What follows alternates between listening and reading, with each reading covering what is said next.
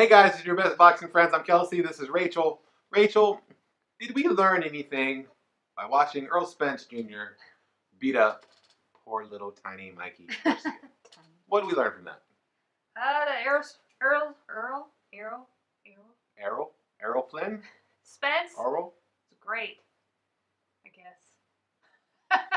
And that's the show. Errol Spence is great, I guess. Thanks for watching. Be sure to like, comment. Where are you leading me? This is a leading question. I don't know where you're leading me to. No, I was thinking, here's what I learned about Errol Spence beating Mikey Garcia. I learned that Errol Spence is truly great. Like you said, I think that he could have probably stood in front of Mikey Garcia and just roughed him up the way he did in the latter part of the fight. Yeah, so we talked about that, how he changed, like he boxed. He boxed, and Garcia. he said after the fight on purpose to show people that he could outbox Garcia. And I think he did that soundly. I thought going into the fight, if you read my work for gambling.com, you know that I'm the one who told you that not only was he bigger, but I think he might be a better boxer too.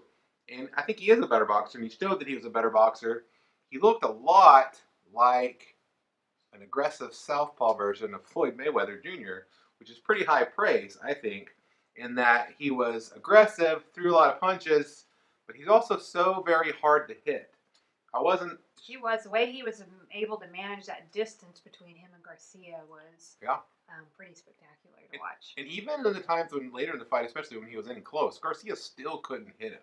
And that's a pretty impressive performance from a guy many people already had in their top 10 pound for pound list. Yeah. To be able to block, because he did this, but you also have to know when to do that. And he moved. And he was able to move quickly enough to block like a majority of the punches. Yeah.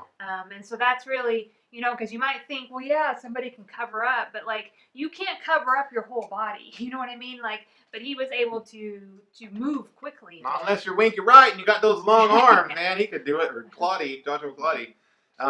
Yeah, and Garcia is a hyper-precise puncher. He's very accurate, and everybody that's fought, even guys that are a lot bigger than him and taller than him, like Robert Easter, for instance, still not only missed Errol Spence, but was missing wildly. And I think that's a testament to how good a fighter Errol Spence Jr. is. Mm-hmm. And before, if you'd asked me, Kelsey, who's the best welterweight in the world, I would have said, regardless of resume, that I thought that Terence Crawford was the best welterweight in the world. Terence Crawford has been a lineal champion at 135, at 140. He was undisputed at 140. Now holds one of the 147-pound belts. But now, I don't know, maybe Errol Spence is the best welterweight. We'll say that Errol Spence is naturally larger than Terence Crawford, so I think that would come into play. And what I didn't know before the Garcia fight, because he usually just ran through people so easily, was how great a pure boxer Errol Spence Jr. is. So I'm really excited about the future of the welterweight division. In particular, just all the turmoil and terrible feelings about never seeing these guys fight each other in their primes. We've got already, again, if you loved the Floyd Mayweather versus Manny Pacquiao saga that lasted a decade, well, welcome to the new saga featuring Errol Spence Jr., who's managed by Al Heyman, the same way Floyd Mayweather was, and Terence Crawford, who is managed or actually promoted by Bob Arum, the same way Manny Pacquiao was. Took me a while to get through the sentence, but I think you got the idea. So I'm excited still, in all seriousness, about just the excellence of Errol Spence. He's from down here in Texas, Rachel, and I was looking back through some of the stuff I wrote back in 2013 or so for a Bleacher Report, where I said he would be a pound-for-pound star. Before anybody, I said it, as far as I know. Don't look it up. Don't look for anybody more. Let's just agree that it was me that said it. In your face, Dan Raphael. I saw ESPN.com's Dan Raphael talking about in 2015. I was like, well, that was about 3 years too late, dog. You know what I'm saying? Might have been 2012, Dan. I know Dan watches the show. He loves the show. He never told me that in person, but we briefly held eye contact once at a fight, so I'm assuming that he's a big fan. Yeah. And Rachel, what's the most important thing that you can think for each fighter going forward? I'm going to first hear from you. What do you want to see from Errol Spence next? I think from Errol Spence, I just want to see more of the same, I know that with this fight in particular, probably both camps felt confident that they were going to win the fight. But still, it was a risk for Spence to take the fight. You could argue almost a bigger risk because if Mikey Garcia Right, loses, he could be no like, big deal. well, because what has he done, right? Yeah. He gets to say, oh, I was too small, I'm going back down to another weight class and continue on with his career. Yeah. But like, yeah, if Spence like gets beat by somebody coming up to welterweight, well, that's kind of a big deal. Yeah. So yeah, I want to see like more of the same.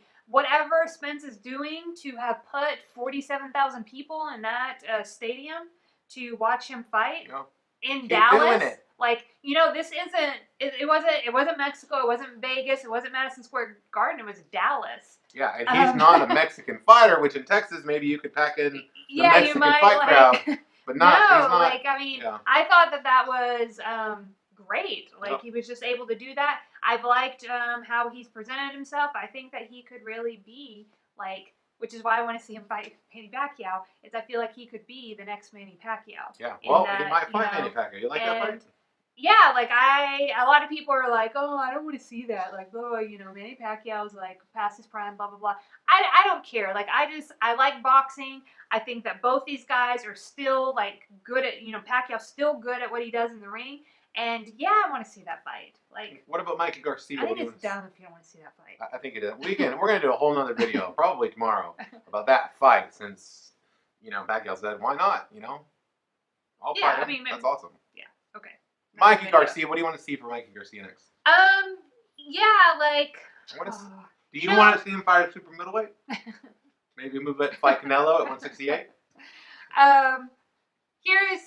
Like double down on his ridiculousness. I'm a little bit like disappointed in Garcia not taking like a risk in that fight. Like honestly, rather than see you make it through all 12 rounds but not really try, I would have rather have seen you give it all or have your corner throw in the towel. Yeah. I think both of those are bold, courageous moves. It is hard for a corner to throw in a towel for their fighter.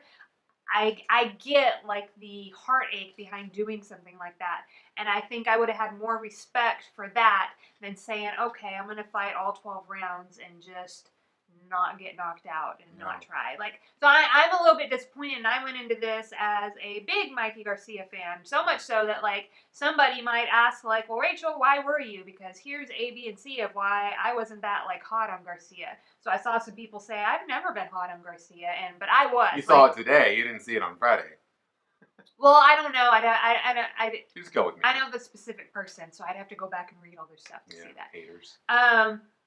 But yeah, so Garcia, maybe you do go down. I don't think you were ready for welter. I could see by how the weight was sitting on your body that you weren't ready for welter. So yeah, go back down and let's see what you can do in the like lower weight division. Yeah, I really like what you said for both. Short of Mikey Garcia moving up to, let's say, 168, like I said, from fighting Canelo, and short of Errol Spence just going to like track down Terence Crawford and fighting him on the street, and maybe bring we'll come along and film it for Real Talk with Kelsey and Rachel, guys. I think the most important thing for each fighter is for them to like, comment, and subscribe to Real Talk with Kelsey and Rachel. And not only that, if you're a celebrity out there, use your personal brand to enhance our brand. That's what we want. Maybe even if you have to dim your brand of light That's a bit. synergy, guys. Yeah, if you dim your light a little bit, ours will go brighter. And I think that's important. There's so many people out there in the world today, and I run into so many people that if I just talk to them for a little bit, or even I don't even have to talk to them all the time. I know that what's missing in their life is Real Talk with Kelsey and Rachel. So be sure to like, comment, and subscribe. Share it if you can. We don't have shirts or anything you can buy, so you can just take like a white shirt and just use a marker and just write it on there, and just, I don't know. Oh my gosh, what if we make shirts with markers? Yeah, we'll sell them on here for maybe like well, it'll be like not the worst t-shirt you've ever worn. It won't be the worst t-shirt, probably, and even if it is, you're still... Probably not the worst t-shirt you ever worn. That's what it'll be. Yeah. It'll be like Real Talk with Rachel and Kelsey, and on the back, probably not the worst t-shirt. Well, and I'm not even sure, I feel like comment, and subscribe is like the bare minimum. It should hurt.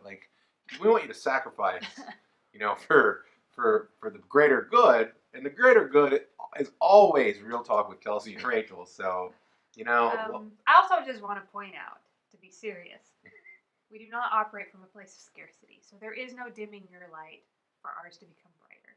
We can all. I'm just be saying, bright lights. if you let's for lack of a better scenario, if that was the case as a thought experiment, go ahead. I mean, if you have to go just all the way out, like, you know, then we're okay with that. We just want.